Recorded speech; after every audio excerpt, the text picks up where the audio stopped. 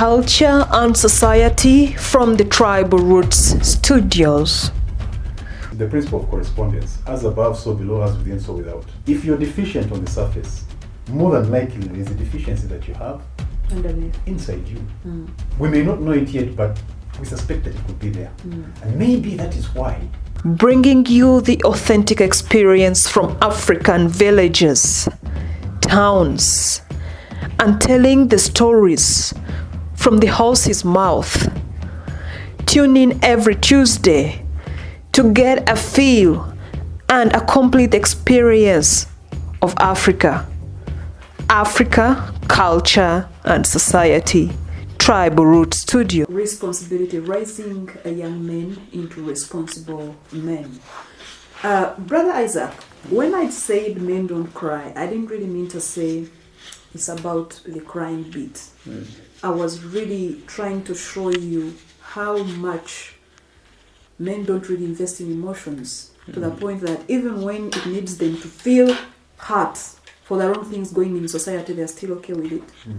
And also looking at the fact that patriarchy, especially from the West, I really think there's more patriarchy in the West than in Africa. It has really tailored a society where men are on top of everything. Even those activities or roles that the women should play. Now, I'm going to give you this example. In one of the villages in my town, there was a meeting. That's some good years ago. And they said, we need to call stakeholders. We want to build a spring. There's a problem of water in the village. We need a meeting so we can have a spring in this village to serve our people. And the whole meeting of around 50 people, there was no woman. But if you moved in that village in the day, the people who are fetching water are the women. So I'm not saying these men are making the wrong decisions, but I'm saying there are things you haven't felt. If you haven't carried the jerrycan on your head with a child on your back, you don't know exactly the pain. So you don't have the right interests of constructing a spring. Where, which direction, which distance. So I'm talking about raising these young boys to become men who can feel everything. To the point that even in leadership, whatever policies and decisions are being made, these people are human. Compassionate. They are compassionate. They have they have the characteristics of compassion, kindness, things like that. We don't see this a lot, and this is why I want the discussion to flow. Well, just to shed some light on that, I think we know when you look at it logically. You said it well, that it's not as if they don't have the emotions, they are there, but they tend to put them at the background of it. Yeah, men can be compassionate, they are compassionate, but sometimes there are points whereby we need logical reasoning beyond compassion, because every time you forward your emotions ahead of a decision, your decision is more likely to be clouded. You may end up making a decision that is based on the emotions, on how you feel related to the situation. Yet you may not make up a logical reason. Yeah, I'll say. Like water, for example. Yes. To take your specific example, you can only put a spring where there is a spring, and it's not about being inconsiderate. If there is no water source here, if the aquifer is 100 kilometers away, that is where you're going to dig the well. There's nothing you can do about that, right? Maybe what we can do is figure out a way of getting the water from that aquifer closer to the village. Now that's a whole other discussion. I'm going to tell you my experience. I think I'm one of the women that works with men a lot. Like everywhere I've been, I have found myself working with men. Actually, I'm sitting with men here. So, in every organization I've been, I am on this board. I'm the only woman there, or maybe I'm one of the two. I think this has happened to me a lot, and the things I see that tell me like there's something lacking There is something lacking in the society that needs to be fixed. There is the strength men have that women will never have. When you move with them, you feel like you have the assurance that these things are happening. These people are strong, resilient, and they are really there. That is them. You can't take that away from them. There is something they don't have, that they will never have, and it's with the women.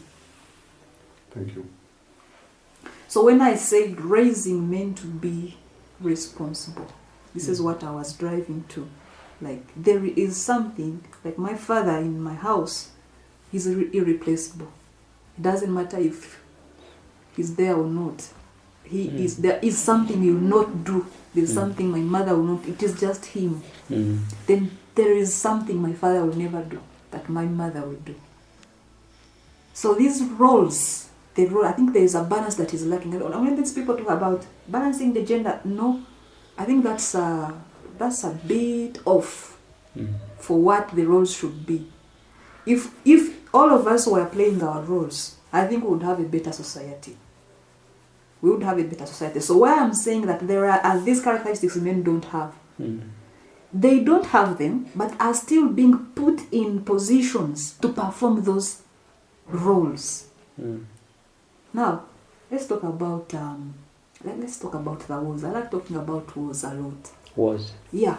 The major wars that have happened in the last decades. I think all these wars have been decisions of men. I don't think there's a woman that would sit there and say, let's attack that country. Hillary Clinton. Let's kill those kids and kill those women. The Norwegian woman. This girl, Sweden, the Swedish minister, put Sweden on a war path which has never happened before. And it's been a very long time since they went to war. But they get a woman, a young one at that. And incidentally, the whole cabinet is almost women. And this is the problem. That now he's giving us an Queen of example. England. He's giving us an example of a woman who did that. No, the Queen of England. The most wars in England have been presided over by queens. Now see this. This is what the woman did. It sounds outrageous, but it overshadows the millions of times the men have done the damage. Well, I think it's a question of narrative. We have bought into the narrative. And the narrative is targeted essentially at black men. Although people think they are talking about men, they are essentially attacking the black man. Because I don't like using colors, let me say the melanated man. Because the men who don't have melanin already have the benefit of the racist system, which favors them, the system of capitalism. Yes. Right? They Yes. produce the money, which is the fundamental capital. Yes. The African cannot produce the money. If you produce the money, they will do a Gaddafi on you. They will do a Sankara on you. They will do a Patrice Lumumba on you. A Steve Biko, whichever way you want to look at it, right? A Milton Obote. Because this is what Milton Obote was trying to do. Milton Obote was trying to give money to Ugandan men. Yes. Twice. The second time he even compromised to work on their terms. But they still had to find a way to get rid of him. Because he's empowering the African man. They want a man who disempowers African men. Because if an African man, if this young man has $2 million in his pocket, he doesn't have to go to university. He's going to go home, tell his dad, you know what, let's improve the land and do something with it. Let's go to Karamoja and mine the gold. Let's collect our money together and go and bring the oil out of that land. Because we don't need to go to get experts from wherever to get the oil. We have experts in Ghana. We have experts in Nigeria. We have experts in South Africa. There are experts all over Africa who are African. But when we look about who is the expert that we are looking at, the Norwegians, the Chinese, the Frenchmen, why? Is there anything that they drink in those countries that suddenly makes them? No, the system will not allow you to work with a Ghanaian. The Frenchman has to be involved because the only way France succeeds or exists is by convincing you that it has to take care of your oil. You can't take care of you can't even take care of your museum artifacts. They have to be kept for you in the museums in Europe. That's the argument they're making. They came and killed people. Like West Africa really suffered a lot at the hands of the British. A country like Mali, Timbuktu, when they raided it the first time, they stole the books. These guys are like, okay, fine. Next time they won't find our books. They built houses with thick walls. You also know recently they burnt a museum in South Africa. And they, you first wait. What did they do to the one in Iraq? That's what they do. They steal anything that gives the impression that you are capable. Sufficient.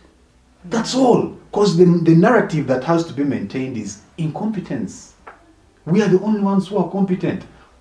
Oh, there's this guy who is making a water car. Kill him. All cars that run on water, it's impossible. 25 years later, Mercedes-Benz is coming out with a car that runs on electricity. Why was it possible when the African man did it? We are raising children. We are raising men. What virtues do they need to have? That's the question. Initially, the examples I have given are the understanding that they need to have. Just the understanding. So what virtues do you need to have to function in a world which is the way that it is today, after you have understood it? The first and most important, I think, is fortitude. The ability to endure. That's why you need to understand that effort is already nature. Already. Any form of progress, of self-improvement is going to take effort. Him knowing about what he knows about hormones took effort on his part. He had to learn how to read, he had to learn how to write, he had to learn how to read for hours on end, he had to learn how to memorize, he had to learn how to understand, he had to learn how to connect the dots. There's lots of things that he had to learn how to do. It took effort. The person who he grew up with, contemporary of his, not necessarily his brother, that was out there, leisurely walking through life, doesn't know the things that he has. He knows. He has not put in the effort, but he has also learned other things. If they put this man in that man's shoes, he will not survive in that man's environment because he doesn't know how to sit around the whole day just looking at cows walking in the field. He'll get bored and kill himself from boredom. This other one has learned how to sit and watch the animals, assess risks, determine threats, find better pastures. They are all skills. Yeah. To develop the skill, you need effort. Effort is going to cause you physical discomforture, mental discomforture. So what do you think, as a man, you would do or you would be doing in your home that your son is looking at? Yeah, well, that's very important. The first thing that you need to do as a man is be there for you, be there with you. This is the reason why men have to be present, because the best way to teach is by example, right? And the first example, or the most exemplary man, is going to be the one that is immediate with you, the father. Yeah, so you need to know what you are about as a man, first of all, before you try to impart those into your child, right? Then you need to understand that as a man, your sons are observing you. So you have to decide, what do I want my child to understand? I'll give you an example of my father. He passed on recently. I know. When he passed on, I got to discover a lot of strange things that were happening that were hidden from me. He never once showed me that he was struggling, even when I knew he was struggling. So I had it in my mind that Dad is struggling a lot, but I did not know how much he was struggling. When he went away, then I realized what a hot plate this man was sitting on, right? Fortunately, the way he lived his life, he lived it with a certain ease. And that is the reason, when I remember how he lived his life, then I realized, you know what, I cannot go around being careless. There's no reason for me to be careless because he showed me how to be a man. Yes. He didn't tell me. He showed me how to be a man. That's perfect. Right? So now I learn how to embody his traits. Patience, Endurance. silence, endurance, understanding, compassion. Because he would call me aside once in a while and tell me, these people that you're dealing with, they are not simple people. And I'd be like, what do you mean they're not simple? They're human beings. Like, they can reason. He says, some of these guys are useless. And I think that's very, very inconsiderate. Like, how do you say your own people are useless? And some of them truly are. you get workers who are causing more problems for you than if you didn't have them. But you somehow need to have them present. Because if they are not there, the other workers won't perform. The work won't get done. So how do you deal with these difficult human beings? You just have to learn to be understanding. You have to know that they don't have the benefit of what you already have. He is, for example, a medical student, right? Right. So if he finds me in his clinic, for example, handling the syringes with my bare hands, he's going to be, how dumb are you? I mean, I expect you to be smarter. But I don't know about parasites like he does. I don't know about pathogens. I don't know about, cross-contamination or whatever it is. I don't know it. If he teaches it to me, by showing me, he puts on the gloves, he sterilizes the things, he puts them in order, I imitate that. But if he tries to impart it on me, you have to do it this way because it's the way I will think he just has wiseacres. I mean, the things are being cleaned. Why do I have to put on gloves? I would actually ask a question. The single ladies who don't want marriage or who have failed at marriage, and they have kids, males, and these males grow up with no father figure, and all they know is my mother struggling and doing everything for me to be who I am. I've actually met some of these men giving the testimonies. My mother is father and mother because she's the only one that was there. Do these men have any idea of how being a man means, or what it means to be a man, or what roles to play in a home as a man? Well, when you find in our society, we live in a dynamic society whereby you're going to encounter a lot of things. First of all, it could be a single mother because of several reasons. Yes. Yeah, maybe the man left or diseased. And okay, for this case, maybe let's talk about the one who just left. Yeah, and Abandoned. Abandoned the family. Yeah. So you may find that, like as we said, the other man, the way his mindset is, you get.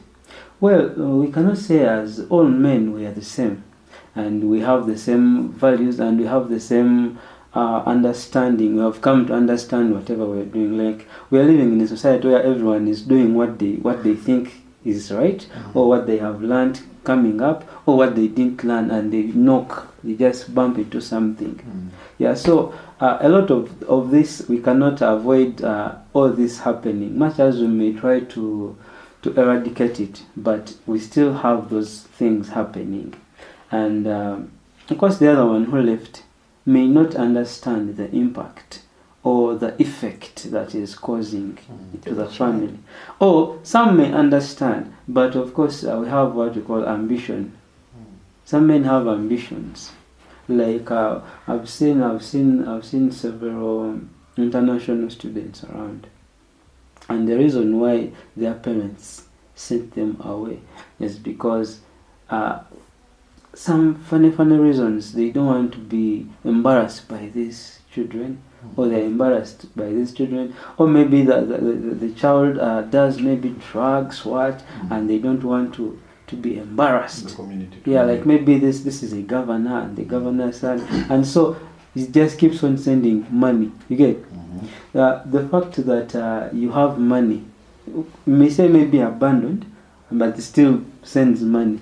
It's not only about one thing. You get. Being there as a parent, as a father, is a big role, because one thing I was taught growing up is the first thing you learn when you have sight. The first thing you learn is with your eyes. Yeah. Because when you see, just seeing alone is learning. Before someone even opens the mouth to tell you that now you do this. The first thing I was taught is look around and see what you can do. Don't wait to be told.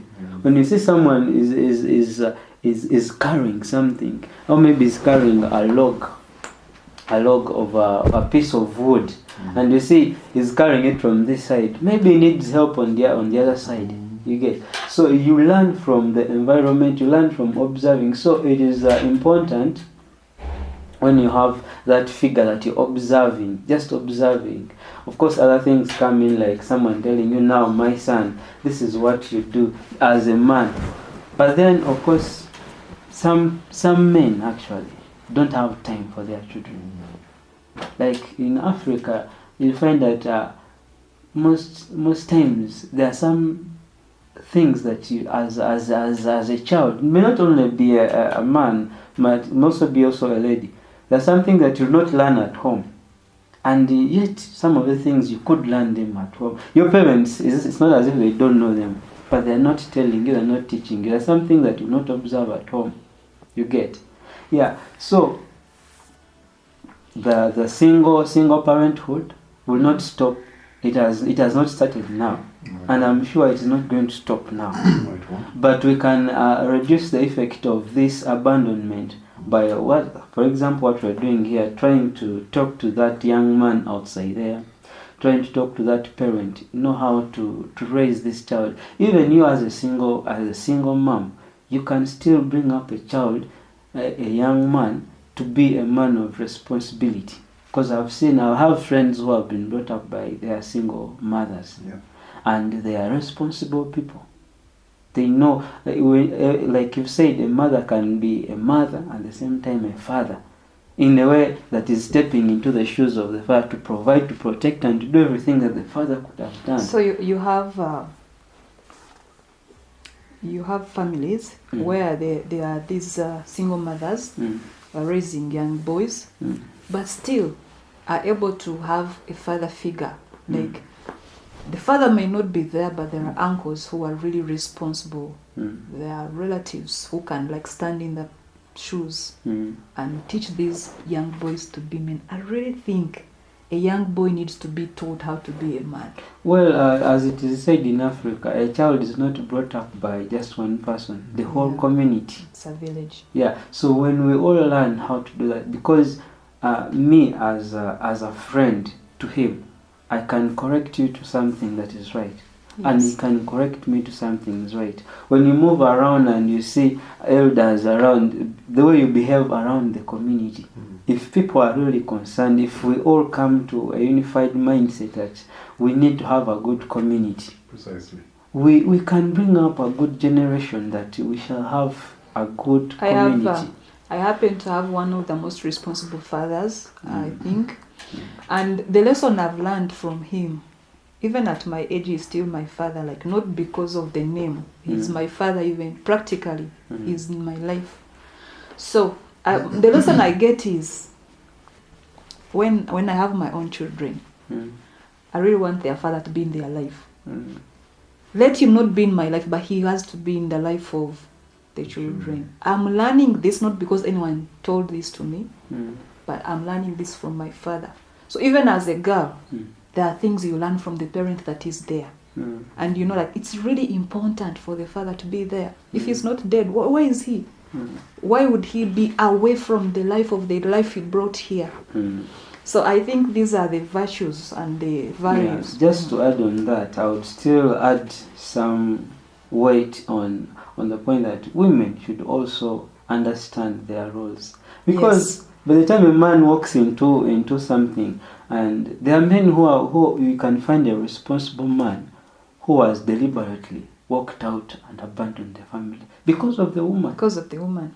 So women should also know and learn how to handle their husbands and their men. Of course, today we've been raising boys. The next time we'll be raising young girls into women. I'm sorry. Probably we'll have women on the panel. Yeah. I want to interrupt in this Yes, please. one just small contribution. What he said is very important. Yes. Children are brought up by the community. And the reason why children are brought up by the community is because the child is more than the sum total of his parts. Yes. The father and the mother may be the ones that birthed this child, but the child may end up being more than the father and the mother combined in terms of attributes and even purpose. So the only way he or she is going to pick up the other qualities that the parents may not be able to provide is by engaging the community. Then there are things that cannot be handled by an individual For example, there is a crisis of pedophilia that is mushrooming in the African communities. In some instances, it's being deliberately engineered. For example, in places like America, where they are picking up the African men from the streets, putting them into prison, staying them there, being raped, and then releasing them back into their rape them. communities. So they come up with a seared heart, and they begin to Do the same. predate on the On the children in children. their communities, the young children. You cannot do that as a father, because you'll not always be near your daughter. And the daughter may even feel embarrassed to tell you that uncle is doing something to me, or my cousin did something to me, or my brother did something. They may think it's something that is wrong with them and stuff like that. So things like those have to be handled by the entire community. Yes.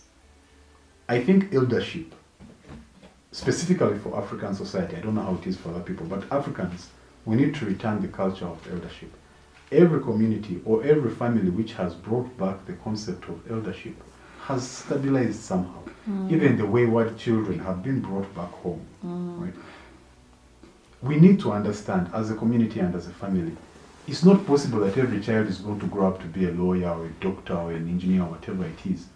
And even those who end up being quote unquote useless bums and so on and so forth are only useless because we are failing to find use for them. See, there is no child who is born useless, right? So the parents also have to be cognizant of the fact that their child is not going to be what they think the child should be. Their child is going to be who they are meant to be. And if the only thing that their child will ever be is a jocular character, that's acceptable. In the past, it was actually expected that there would be one member of the family who is just...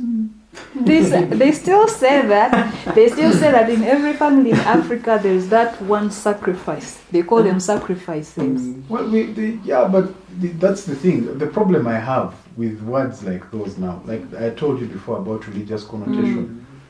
When you say sacrifice, many people think in terms of like giving them up to Yeah, some like you really did that to on them. malevolent energy, exactly. But the sacrifice is not the child, but the family. The family has to sacrifice for the sake of this child who is not quote unquote meeting the mark. But if the society is a healthy society, if it's a society that takes care of its own, if we are each other's keeper, if I am my brother's keeper, it's not a burden. It's not a burden. Like, I may not find it comfortable or easy to provide for him every time, but it will not be a burden for me to send him a bag of food. There's no shame. I grew up in a family where my father, for example, literally brought up his children, his siblings, the siblings of his children, the children of his siblings, and his wife's, my uncles on my maternal side, his wife's siblings, and some of the children of his siblings. It broke him. It was burdensome, but He did it. he did it, and he didn't do it with a begrudging heart. He did it with ease and with comfort, and it was easy for him because his father before him looked after the village with his own energy, his own efforts. The father before him did a similar thing. I also say the same of my father. Like, whatever he is what his father is, my grandfather. Like, you see, like, this is it is being transferred to generation to generation to generation. Yes. And for me, it's particularly annoying when I see the people that were literally raised by my father finding it difficult to raise to not only to contribute to me and my life, not that they should, I don't need their help, at least not now, but to support their own. Not even financially, but morally. Don't worry, you'll be fine. You're struggling with addiction? Oh, don't worry, we all struggle with addiction, you'll grow out of it. You had a child out of wedlock? What's wrong with that? You're not the first person. Our ancestors did not get married in churches. The children grew up well adjusted. I mean, our genes are not genes of people who were married in church. Things like this. There are very many ways for a person to be supportive.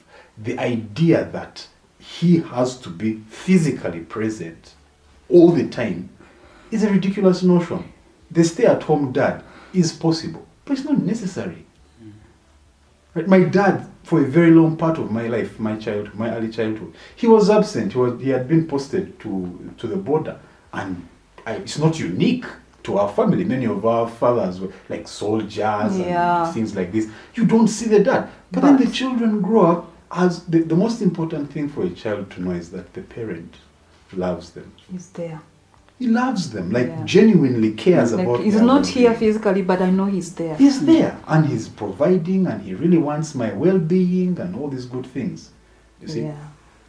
and if the community complements that, beautiful. So then, that then just to add on as an African society, you know, we are living in an African society that is changing every other time. Very dynamic. The change is rapid and fast. Mm.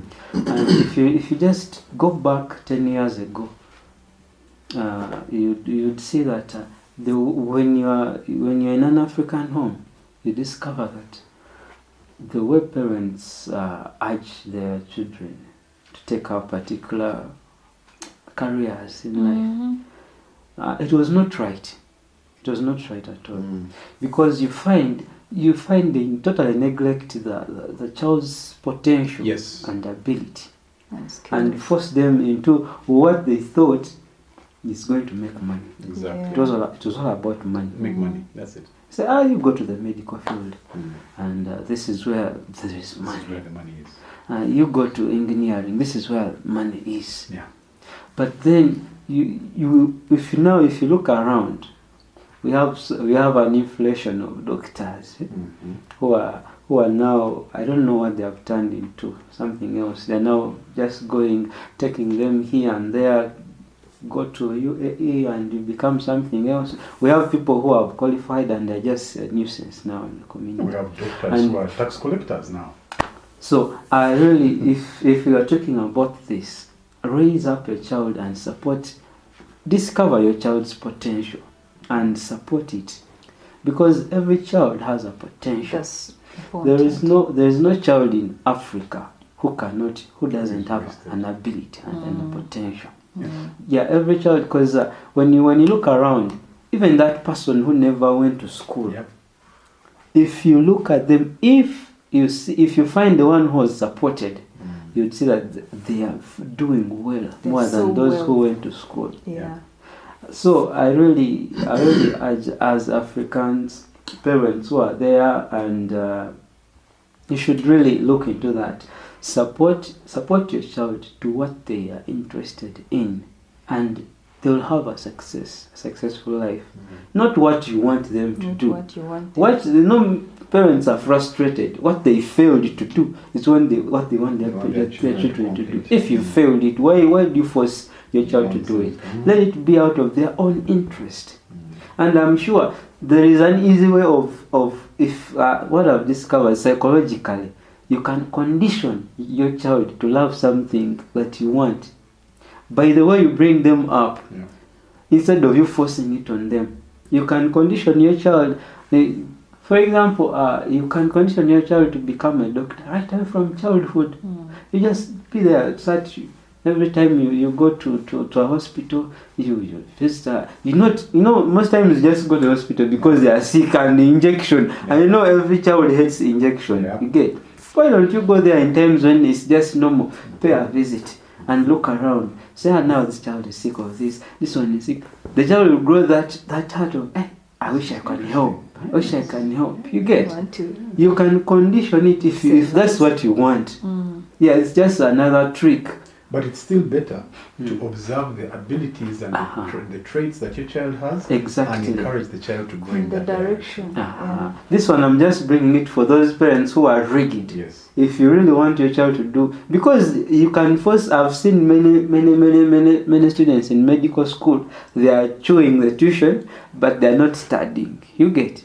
Hey, they'll come and say, me, I'm studying for my parents. When things become tough, and say, Why am I struggling? I know those who Yeah, graduate and they take I the have met certificates them. to their parents and go. Those ones are something. better. There are those This is who will not even graduate. Why am I struggling? Eh? So, ladies and gentlemen, this is still the Tribal Roots Studio, and we are in studio tonight with Isaac Kano and Agaba Archibald, talking about culture and society. And today we've been discussing responsibility, raising young men into responsible men.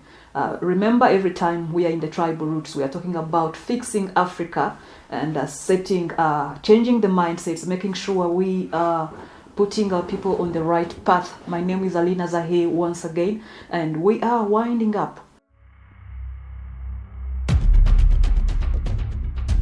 Culture and society from the Tribal Roots Studios.